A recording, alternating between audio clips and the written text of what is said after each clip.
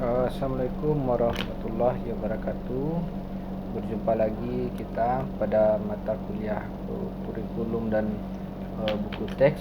Pada kesempatan ini di pertemuan ke-6 sesuai dengan pembahasan yang ada di RPS. Jadi materi kita pada hari ini adalah mengenai evaluasi kurikulum. Nah, ini adalah materi yang penting untuk dipahami karena evaluasi kurikulum merupakan salah satu aspek penting dalam operasional atau dalam menjalankan kurikulum sehingga menghasilkan kualitas pendidikan maupun pembelajaran yang bermutu. Nah, ada beberapa pembahasan materi perkuliahan kita pada pertemuan hari ini. Yang pertama tentu kita harus mengetahui definisi dari evaluasi kurikulum. Nah, sebenarnya apa yang dimaksud dengan evaluasi kurikulum harus kita ketahui terlebih dahulu secara konsepsional. Yang kedua yang harus kita ketahui penting untuk dipahami adalah apa pentingnya kurikulum itu dievaluasi. Nah, kemudian materi yang lain, komponen-komponen dari evaluasi kurikulum akan kita bahas. Ada 3 komponen dari evaluasi kurikulum dan itu akan kita kupas nanti satu persatu. Kemudian yang terakhir, objek dari evaluasi kurikulum. Ini adalah materi pembahasan kita pada pertemuan mata kuliah di minggu ke-6. Nah, seperti biasa kita awali dari pengantar perkuliahan. Nah, kurikulum dibuat tidak serta-merta dia ada, tetapi terlebih dahulu harus ada uji kelayakan. Nah, uji kelayakan ini penting dilakukan karena dengan melakukan uji kelayakan kita akan mendapatkan informasi mengenai efektivitas atau daya guna dari kurikulum yang sudah dirancang.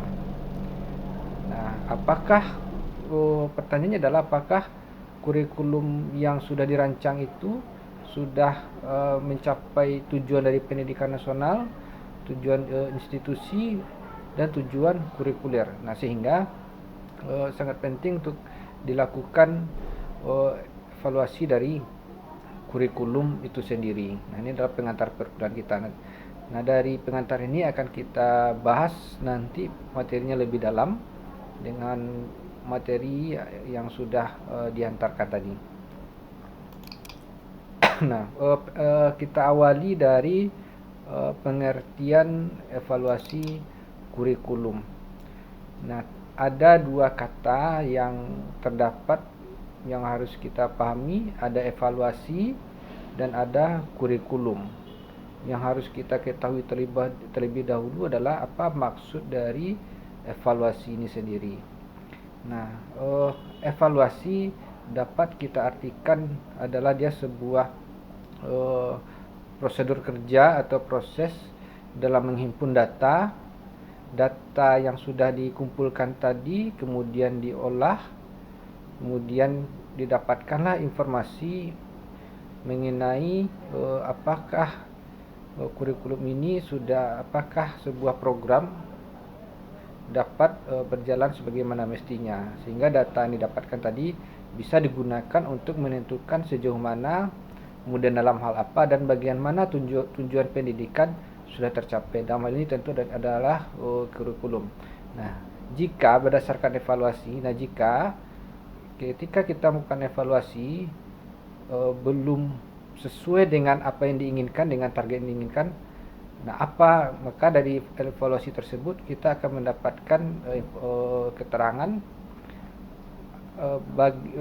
bagaimana cara kita mencapai yang tidak sesuai dengan target tadi. Kemudian kita juga akan mendapatkan informasi apa faktor-faktor penyebab dari ketidak tercapaian program yang sudah dirancang tadi. Itu berkaitan dengan evaluasi.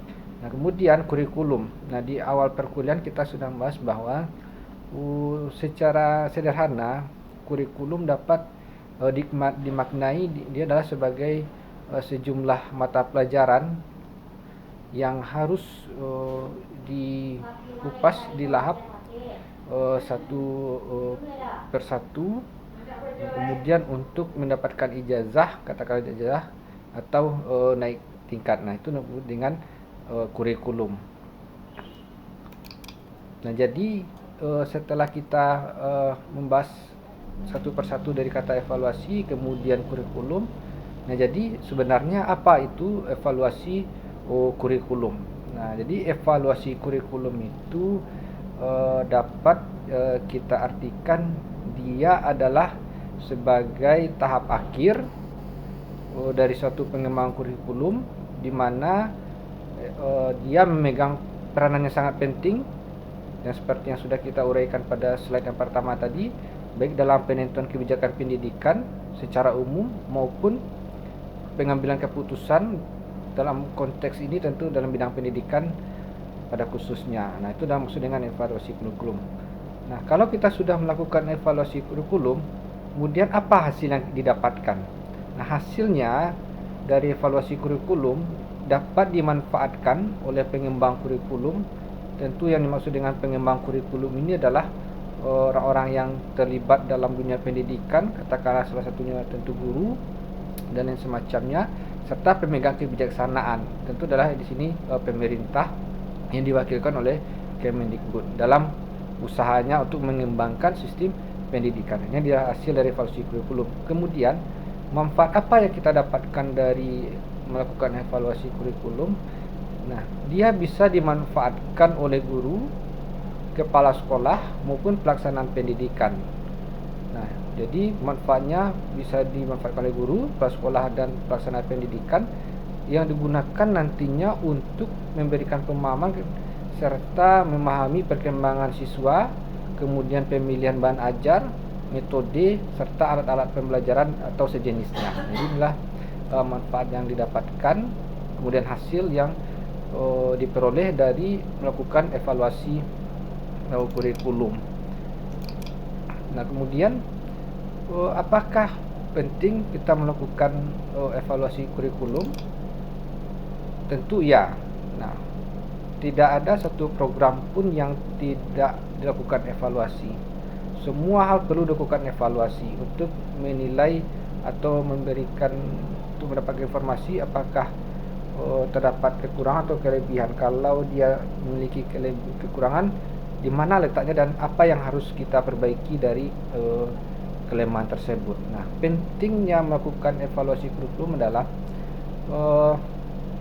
berguna untuk menunjang keberhasilan pengembangan kurikulum.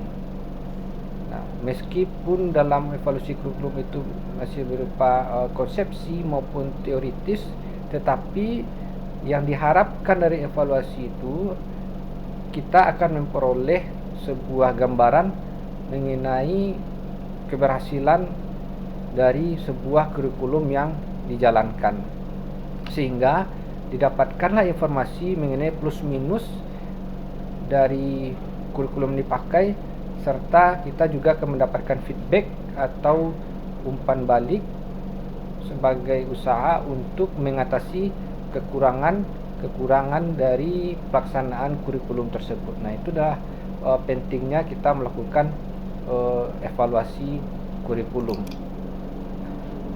Nah, kemudian setelah kita mengetahui pentingnya kita lakukan evaluasi kurikulum, nah, komponen apa yang harus ada pada saat dilakukan evaluasi kurikulum? Nah, ada 3 komponen yang saling berkait.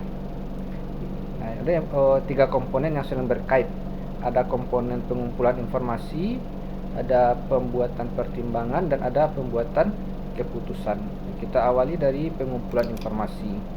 Nah, yang dimaksud dengan komponen pengumpulan informasi dalam evaluasi kurikulum, dia merupakan sebagai dasar, datanya adalah data dasar yang bermanfaat, yang memberikan manfaat dalam pembuatan pertimbangan, kemudian yang meliputi baik data yang didapatkan itu bisa berupa data kuantitatif maupun data kualitatif, umum dan khusus, nah, dan berhubungan dengan guru, kemudian materi atau program serta proses. Itu yang maksud dengan komponen pengumpulan informasi.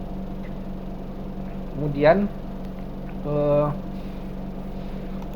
komponen yang kedua adalah pembuatan pertimbangan. Yang dimaksud dengan komponen pembuatan pertimbangan itu adalah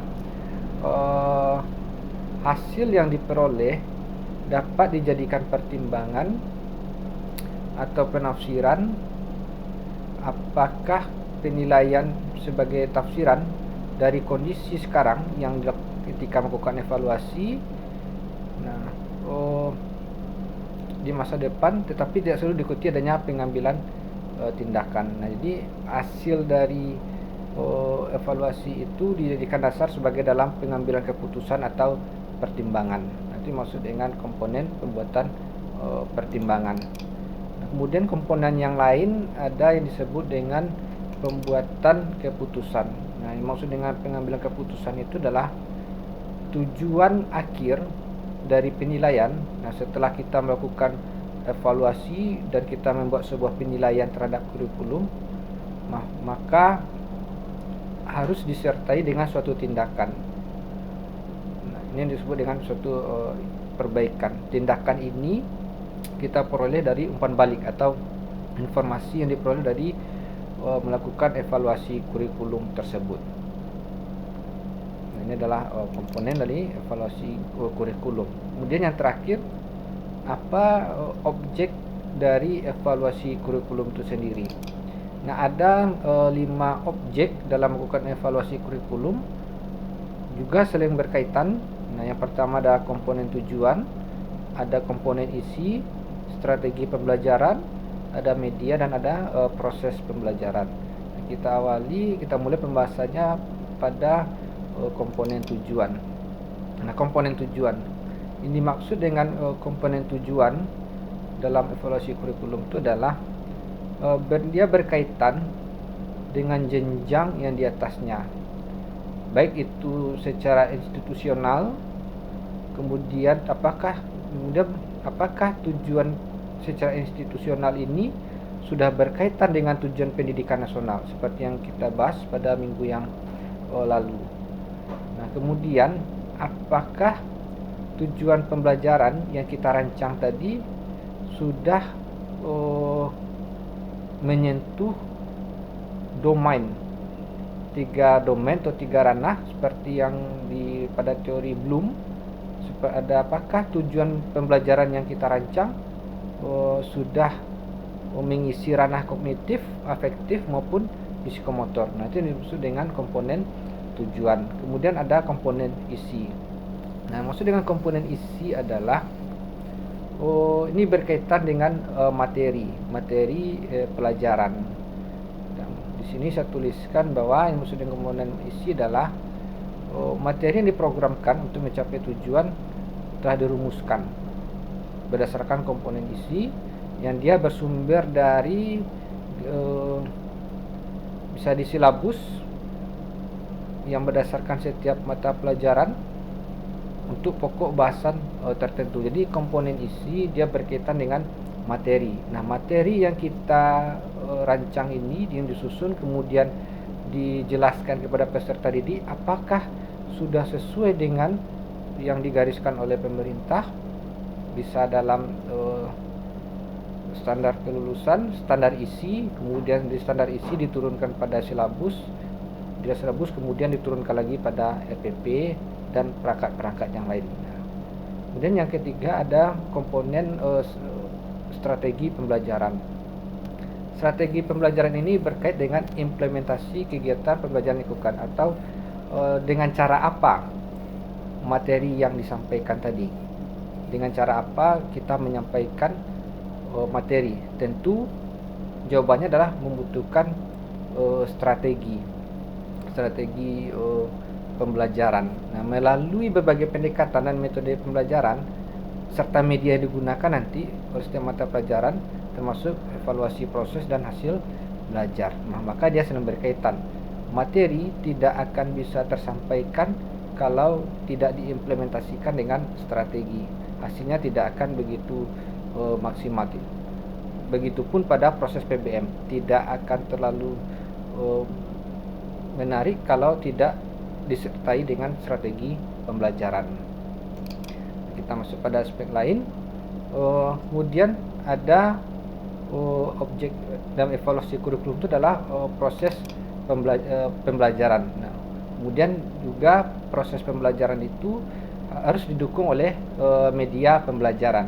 Nah, media pembelajaran yang maksud dengan media pembelajaran itu adalah dia bisa dijadikan sebagai penghantar pesan untuk menyampaikan isi atau konten dari materi yang diajarkan oleh guru. Penggunaan media akan membantu peserta didik untuk memahami apa yang disampaikan oleh guru. Nah, kemudian proses pembelajaran dia adalah esensi dari kegiatan pembelajaran, tentu ada proses. Nah, dari proses pembelajaran ini akan merubah perilaku, akan mengisi beberapa domain, ranah, 3 ranah, yaitu adalah kognitif, afektif, dan psikomotor. Nah, sehingga jika proses pembelajaran itu akan berlangsung dengan baik, maka tujuan pendidikan, tujuan pembelajaran akan tercapai, sehingga tujuan kurikulum pun akan terlaksana dengan baik, sehingga pada ujungnya adalah tercapai juga tujuan pendidikan nasional. Nah, jadi itu saja mungkin pembahasan kita pada hari ini mengenai evaluasi kurikulum. Semoga pembahasan ini bermanfaat. Kita akhiri. Terima kasih. Assalamualaikum warahmatullahi wabarakatuh.